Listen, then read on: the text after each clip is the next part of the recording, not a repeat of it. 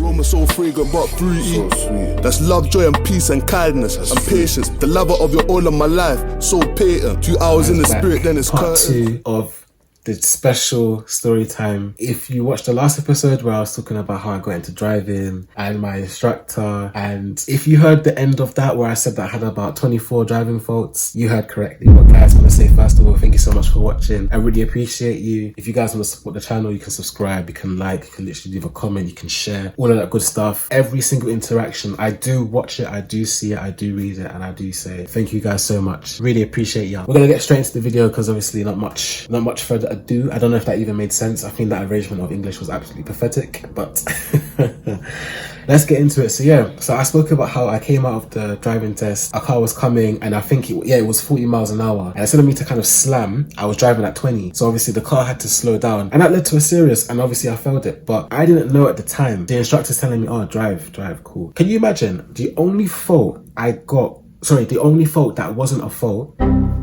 The only fault that wasn't a fault. What am I talking about? The only maneuver that I did in the whole driving test that I didn't get any faults for was parallel parking on a hill. I did that flawlessly, but yet I had faults in everything. I had faults in mirrors. I wish I can even show you because I actually had the test paper, but the thing is, it's worn off completely. All the marks are gone, so I can't even show you. I've had to throw it away like years ago, but it's completely worn off, so I can't show you. But I had 24 faults. You're supposed to, the maximum that you have is 15. If you get anything more than that, you failed. Had 24. So that serious that I had within the first like 10 seconds, that didn't matter. I failed it anyway.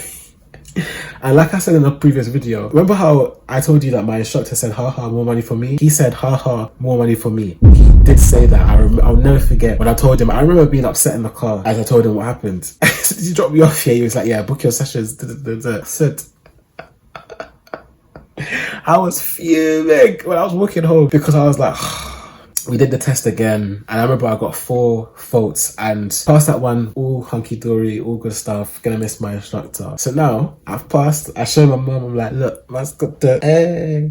I think I'm gonna put a picture up as well. And I remember my driving instructor was like, I wanna put this up on Facebook. And I said, absolutely not. You can put it up, don't tag me, because I didn't want people to know. I don't know what it is. It's definitely a Nigerian thing, and it's definitely a black thing. I don't know what it is about us not telling people about our accomplishments or our results or anything like that. I've noticed we keep really quiet. It's really interesting. And I remember I said, don't tag me. You can post it, just don't tag me. I didn't want the world to know that I was driving at 19. So I've done that now. You thought, cool, get a car is easy, get insurance is easy. Yo, I'll never forget. So I passed in October 2013. That time up until about April was one of the most intense moments of my whole life, trying to understand why insurance for a car was $3,000 and the car that I wanted to buy is not even worth half that money. I said, what in the scam is going on? Like, I remember trying to get insured on my mom's car. They were quoting me 18 grand. I said, are these people mad? I was trying to look at even some cars, they wouldn't even give me a quote because they were like, this doesn't make any sense. And my first car was a Fiat Punto, and I was like,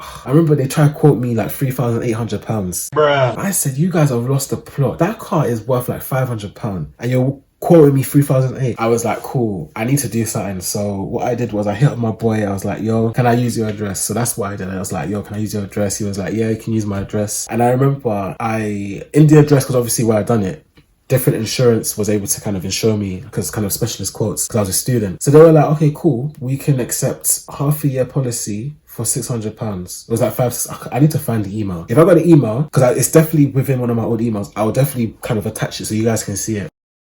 I think it was like £500-600 for like 6 months, and then after that I can do a year. And I remember the year was like £78 a month. And I remember telling people at the time, they were like, how on earth do you know what I mean? Like how? And I was like, well, you just have to, you gotta do what you gotta do.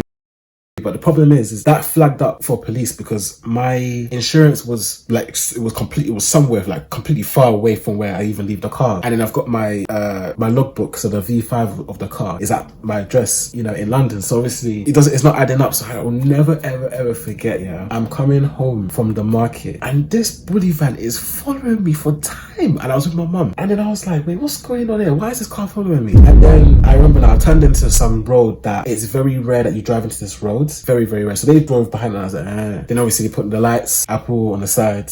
Guy comes to the car, wind down the window. And I was like, hello officer, how you doing? Hello officer. You know, you just add a bit jolly. So I was like, hello officer. I was like, you right, sir? Like, you right, mate? I'm just stopping the car because, you know, we kind of realized that, you know, your insurance is here, but your car is registered here. And I said, oh, you know, I just came to visit my mom and, you know, just making sure that she's okay, blah, blah, blah. And then the guy was like, oh, okay, cool. Make sure when you get home, you change it so that it's both matching the same address. You right? Yeah, got it. Cool. Thanks so much, sir. Have a nice day. Wind up the window. My mom said, are you going to change it? I said, no. I said, when I do it at home, it's $380. When I do it this place, it's £78. Mama said, don't mind that, you useless idiot. Go and because when I told my mom, she was like, you want to now pay 300 extra for this stupid dinger that you got?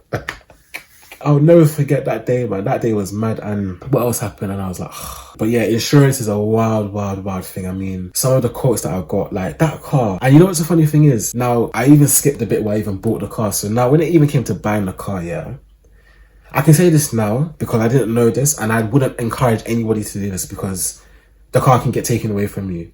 I was just extremely fortunate that this did not happen, and I will never forget. Didn't have obviously any knowledge of like cars, like this. All this stuff was so new to me. And the Fiat Punto I bought it for £1,000. I got shagged like £300 because again, with the knowledge I have now, I should never have spent nowhere near that amount of money. Do you know what I mean? Got absolutely shagged. You know, and I remember the car was even falling apart when I even bought it. Again, here's me thinking, you know, I was like, the guy was like, yeah, you have, like, I think it was like, 2 days insurance, blah, blah, blah. I was like, okay, cool. So, you know, he sold me the car. I now drive it. I drive it home. Obviously, I told my mom I got the car, blah, blah, blah. Mom was like, wait, you bought the car. There's no insurance. I was like, wait, the guy said, he was like, no, there's no insurance. I said, yeah, you know, I was like, wow, you're so lucky. So obviously that moment there, obviously I done the insurance thing and then everything's been all hunky-dory from then. But wow, I don't recommend it, by the way. If you're gonna buy a car, make sure that the dealer that you're buying it from, especially if it's like an actual like company that you're buying it from, sometimes they do have like an insurance where if you buy it, they cover you for like 7 days just so that obviously you can get from one place to the other. Or if you need to get temporary insurance, there are apps now where you can actually get temporary insurance for the day, which is better than having none and driving home. Because if the police had seen me that day, I would have had 6 points on my license and they would have taken the car away because there's no insurance. Do you know one day? And it's not worth it in my opinion. So boy, what I've gone through that car, yeah. Then obviously the next episode I'm going to talk about is me spending God knows how much money